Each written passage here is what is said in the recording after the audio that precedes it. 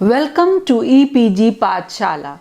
I am Dr. Neeru Tandon from Department of English, VSST College, Kanpur. We are discussing paper 13 linguistics, and in this module number 28 known as ambiguity has been written by an independent scholar, Miss Anusha Chandra Mohan. In this particular module, we are going to discuss very important and very interesting concept of ambiguity in language. Now, word ambiguous, it creates a sense of curiosity, and when regarding language we deal with this ambiguity. Now, for literary artists, this ambiguity sometimes becomes a boon. What they want to say, how they are saying, and what are the meanings and inferences being drawn. So they have different purpose of using ambiguity. But in particular language, as we are dealing with English, so how this ambiguity comes, what are the rules, regulations, why do we use that, how do we use that, such answers are being given by Ms. Anusha Chandra Mohan in this particular module. So let's discuss ambiguity. It is well known fact that language is a tool for effective communication, but every coin has got two sides. Similarly, language and communication too have the other side, that is ineffective communication, or technically speaking, barriers in communication. These barriers are produced mainly due to certain language factors such as irony, ambiguity, pun, etc. We know irony is when we say something and mean just the opposite of that in using different words, that comes as irony. When we say one thing and with the same thing we can deduct two meanings, that is known as pun. But what is ambiguity? Ambiguity is used in many streams like language, computer science, mathematics, physics, etc. But here we are concerned only with the language part of it. Now let's discuss ambiguity and its effect in language in detail. The nature of language is that it is flexible, ever-changing. Words and phrases can have different meanings in different contexts. Sometimes a speaker or a writer is ambiguous due to being sloppy with language. Other times, the ambiguity may be intentional. In any case, we need to watch out for ambiguous language and discern the correct meaning before we can decide if we agree with someone. Let's define ambiguity. Ambiguity or fallacy of ambiguity is a word, phrase, or a statement which contains more than one meaning. Ambiguous words or statements lead to vagueness and confusion and shape the basis for instances of unintentional humor. Moreover, ambiguity plays a major role in semantics, that is meaning, one of the four major wings in linguistics. Many definitions argue that ambiguity is nothing but a literary device causing vagueness in meaning in sentences. It may lead to vagueness and confusion, but there is a slight difference. What is that difference? At a first glance, it may seem that ambiguity and vagueness are nearly homonymic, as a definition of ambiguity allows for more than one potential conclusion. However, the possible interpretations of an ambiguous situation or phrase are limited and stem logically from the information presented. Vagueness, on the other hand, refers to a situation in which no interpretation can be successfully drawn because the information given is not clear enough. In this short self-learning video, to get some basic idea about ambiguity, you can watch it.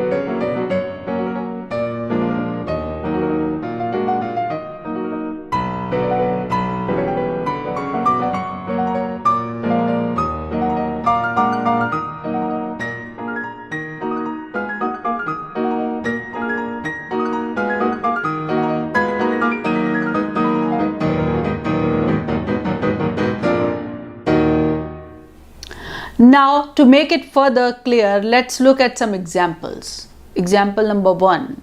Put the box on the table by the window in the kitchen. Okay, it is a sentence, but it is so ambiguous that it can mean any one of the following 3 meanings. Put the box onto the table that is by the window in the kitchen.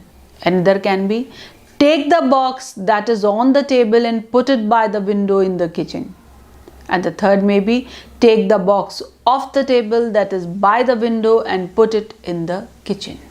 Example 2. I know more beautiful women than Julia Roberts.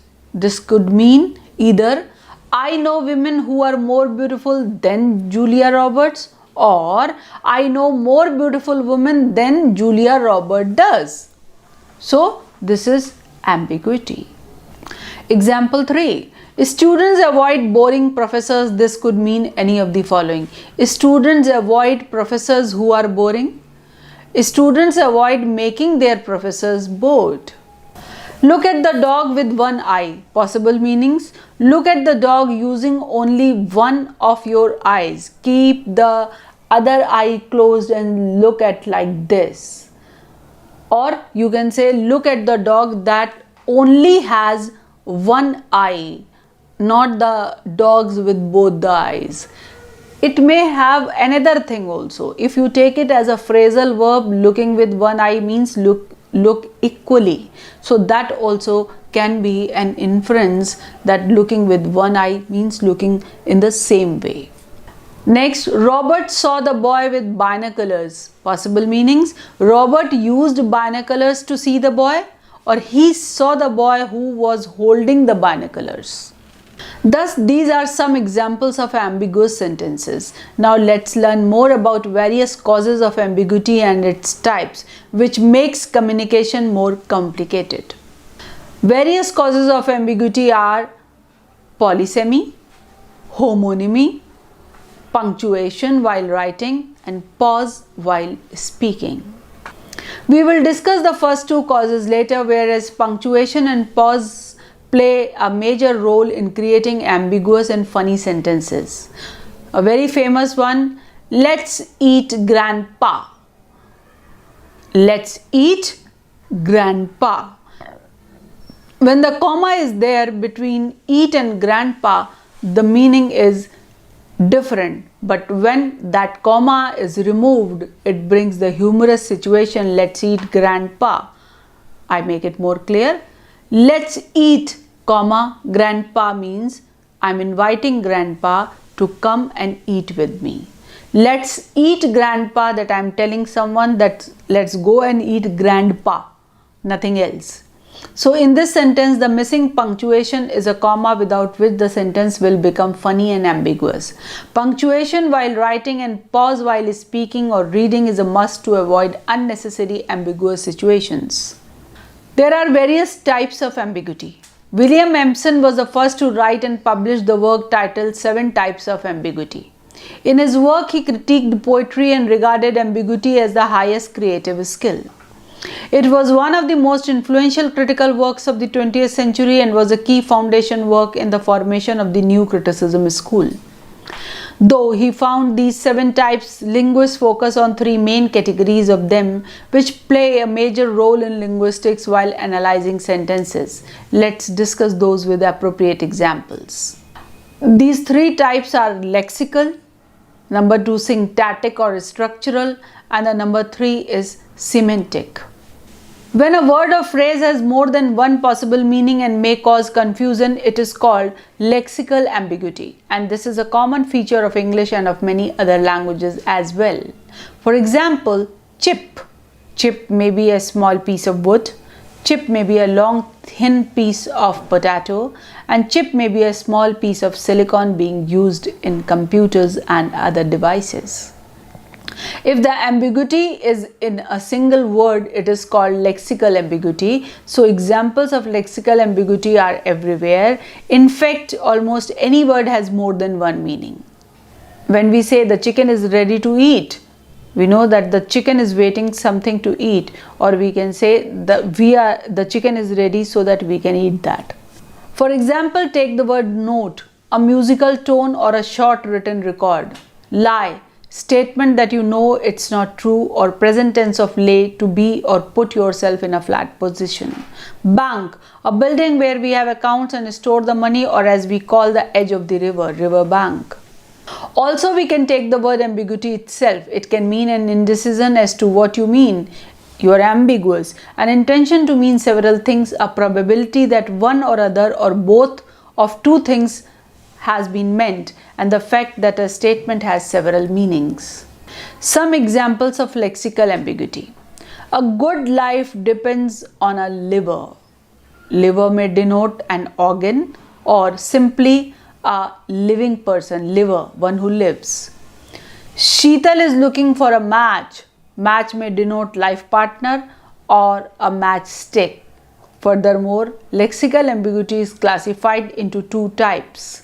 That is homonymy, the first one, that one pronunciation with two clearly different meanings, like bank.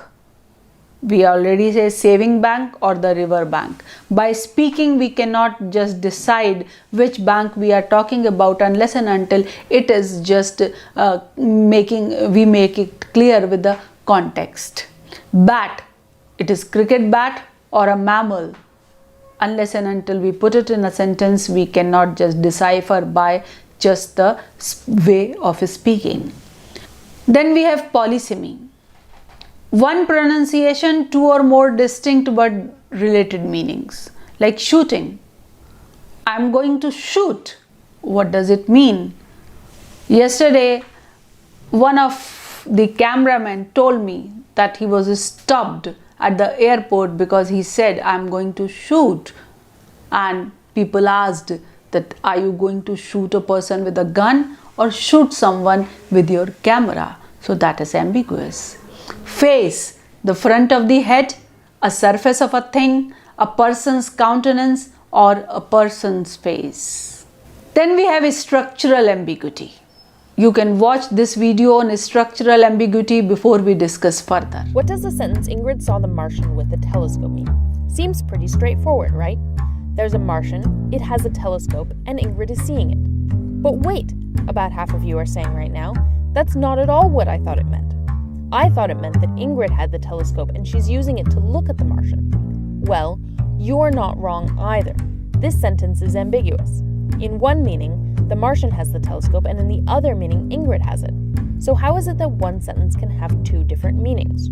Well, the difference between the two meanings is who has the telescope. In other words, which part of the sentence with a telescope is modifying. Under one meaning, with a telescope is modifying the Martian. In this case, we don't know anything about the seeing. Under the other meaning, Ingrid has the telescope, and now with a telescope is modifying saw. How did Ingrid see the Martian? With a telescope. Which Martian did she see? We haven't said anything about this. Arrows like this are great, but they're kind of imprecise. Is the arrow pointing to the? Is it pointing to Martian? Or is it pointing to both of them? With just an arrow, we don't really know. Instead, we use what linguists call a tree structure diagram. You might recognize it from this video. Let's start with a basic example. Here's our sentence. What can we figure out about it? One thing you might notice is that if we swap Ingrid and the Martian, we get a different sentence, but it's still perfectly good. That wouldn't be the case if we swapped Ingrid and saw, and it wouldn't even be true if we swapped Ingrid and Martian, leaving the behind. So there's something really special about Ingrid and the Martian. They're sort of the same thing. We call them NPs for noun phrases. They both have nouns in them, but they can also have other things like the determiner the. If we're talking about NPs, then what about the verb? Just like the noun has a noun phrase, the verb has a verb phrase. And we also have an S that stands for sentence. Now what do we do with the with a telescope part? Since with is a preposition, we'll give it a prepositional phrase. And since I'm not worried about the internal structure of the PP for the moment, I'm going to use this triangle to indicate the whole phrase at once. Let's start with what happens if the Martian has the telescope. Since the whole thing, the Martian with a telescope, is what Ingrid saw, with a telescope has to be part of the Martian's noun phrase. Now what happens if the telescope part is associated with seeing? Who did Ingrid see? The Martian. How did Ingrid see? With a telescope. Now the prepositional phrase is up here. You can read the linear order of the sentence off the tree by reading along the bottom. Ingrid saw the Martian with a telescope. But notice when we do this, it doesn't matter where the prepositional phrase attaches. Whether it's up here at the VP level or down here with the NP, it's still going to give us the linear order that puts the prepositional phrase right at the very end. Linguists call this phenomenon attachment ambiguity, since the confusion arises from the fact that the linear order isn't giving the listener clear information about where the PP attaches. So what? Is this just a weird property of sentences with the word telescope in them? Probably not. Let's try it with a whole nother set of words. What about the sentence, I wrote the letters on the kitchen table? This sentence is also ambiguous. Under one reading, the letters are currently on the kitchen table, and I wrote them. Under the other reading, the kitchen table goes up here with the VP, and in this configuration, the letters were written at the kitchen table, but they could be anywhere right now. Here are some more sentences that are ambiguous.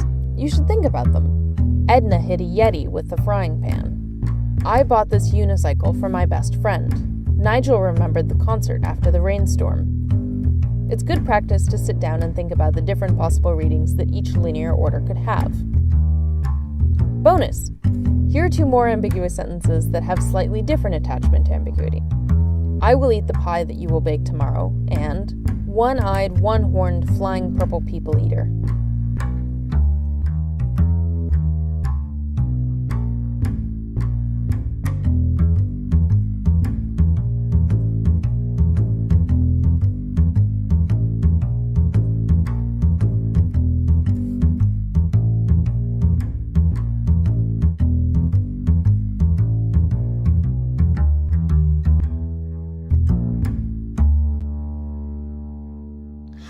Now you have seen the video and you can understand that structural ambiguity is otherwise called syntactic ambiguity and refers to the situation in which a sentence may have different meanings because the words of a sentence are related to each other in various ways, even though each word is clear and unconnected. Some examples of structural ambiguity. Robert saw the Statue of Liberty flying over New York. Here the meaning differs as interpretations differ. Possible interpretations may be, Robert saw the Statue of Liberty while traveling to New York. Another one, Robert saw the Statue of Liberty flying away from New York. Annie bumped into a man with an umbrella. Two possible meanings, Annie had an umbrella and she bumped into a man. Annie bumped into a man when he was carrying an umbrella. Again, watch a short video, this tutorial clip on both lexical and syntactic ambiguity. You all see the sign? It says no smoking. No smoking. Watch. No smoking. No smoking. Let's dissect this. This is called syntactic ambiguity. Syntactic ambiguity means when there's ambiguity of a sentence within the particular context. Now let me break this down for you guys. If you guys are not familiar with the term ambiguity, ambiguity means indecisiveness. It means when something has one or two interpretations or possible more interpretations, right? So isn't it, it's kind of ironic, you know, that the word ambiguous itself is an ambiguous word semantically in its semantical meaning. Now here within this particular, now syntax. Syntactic actually means, you know, if you're familiar with the field of linguistics, you have phonetics, phonology, morphology, syntax, semantics, and pragmatics. Phonology deals with how sound is produced. No, what am I saying? Phonetics! Shit you're saying. Phonetics deals with how sound is produced. Phonology deals with sound, tonal structure, tonality, consonance, dissonance. It really takes a theoretical approach to explain tonal structure. Like there's so many ways to say no. You could say the condescending no, the sarcastic no, like the no, condescending no, the sarcastic, oh no. Then you have the conceited no, the narcissistic no, the pessimistic no, the optimistic no, the aggressive no, the antagonizing no, there's multiple no's. And what determines which one of these no's has its contextual meaning is specifically dependent on its phonological tonal structure, its phonological cadence. So you have phonetics, you have phonology, then you have morphology. Basically, morphology takes words and breaks it down into syllables and dissects it from a morphological perspective. It breaks it down and explain it. And it even takes subsets of phonology to explain tonal structure, right? So you see how they're all interrelated? So you have phonetics, phonology, morphology, then you have syntax. Syntax deals with context. Like the word watch. You have a watch on your hands and you have watch as a noun, and then you have watch as looking at someone, right? So the word watch itself is ambiguous, it's an ambiguous word. Although ambiguity is ambiguous in nature, the word watch itself is an ambiguous word because in one hand, watch means watch on your hands, a physical watch, a noun, and then in the other hand, watch also means an adverb, not an adverb. A verb, what should you say? Verb as an action word, right? Because you watch, right? Now syntactically, right? Once the word watch is used within the right syntactical context, all the ambiguity is eradicated and it no longer has any semantical meaning outside the parameters of its syntactical meaning, right? So you have phonetics, phonology, morphology, syntax. That's syntax. Syntax deals with things within particular context. We're going to get back to this. Then we have semantics. Semantics basically deals with meaning. If you look at a word from a lexical perspective, lexical means a word, one, right? One word. If you look at things from a lexical perspective, right? Ambiguity is prevalent,